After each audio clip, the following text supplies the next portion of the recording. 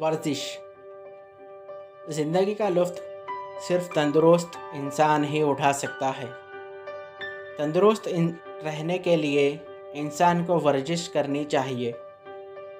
हर इंसान के लिए वर्जिश बहुत फ़ायदेमंद है।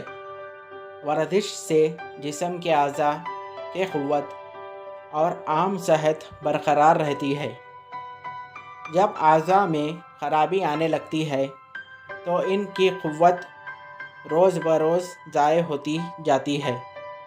इसलिए इंसान एक ही तरह की मेहनत करते करते उगता जाते हैं। तबीयत सुस्त और कुंद हो जाती है। ऐसी हालत में वर्जिश ही अज़ा की क़ुव्वत को बरकरार रखे सकते हैं।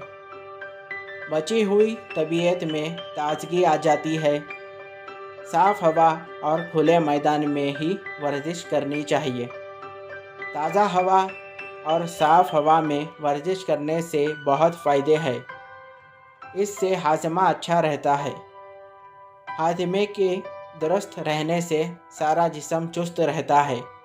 जो लोग मेहनत नहीं करते या वर्जिश भी नहीं करते उन्हें भूख कम लगती है, हाजमा ठीक नहीं रहता।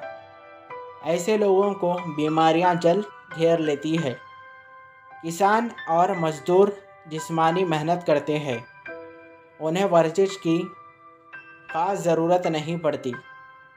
जो लोग महंगी उम्दा ग़िज़ाएँ खाते हैं मगर जिस्मानी मेहनत नहीं करते वो ताकतवर नहीं होते।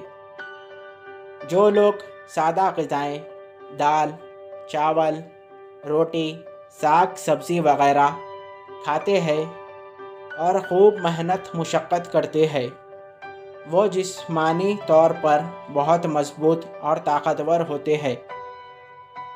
किसान और मज़दूर उसी वजह से जिस्मानी तौर पर ताकतवर रहते हैं क्योंकि उन्हें अपने काम या खेतों में सख्त मेहनत करनी पड़ती है। वही उनकी वर्जिश का काम करते हैं। प्यारे बच्चों, पढ़ाई के साथ वर्जिश का शौक़ भी पैदा करो। ज़रूरत पड़ने पर जिस्मानी मेहनत भी करो। रोज़ाना सुबह सवेरे उठकर ताज़ा हवा में टहलने निकल जाओ। बेहतर तंदुरुस्ती के लिए वर्जिश करो। वर्जिश से जिस्म के अज़ा मज़बूत होते हैं और सेहत अच्छी रहती है। Thank you. हेलो व्यूअर्स, मैं हूं आपका अपना दोस्त सलमान। उम्मीद करता हूं आप सब खैरियत से होंगे। अगर आप मेरे चैनल पर नए हो तो मेरे चैनल को सब्सक्राइब करें और बेल आइकन को ऑल पे सेट करें ताकि मेरी हर आने वाली स्टोरी का नोटिफिकेशन आपको मिलता रहे। अगर आपको ये स्टोरी अच्छी लगी तो इस स्टोरी को भी लाइक करें। तब तक के लिए मुझे दीजिए इजाज़त। Thank you for watching.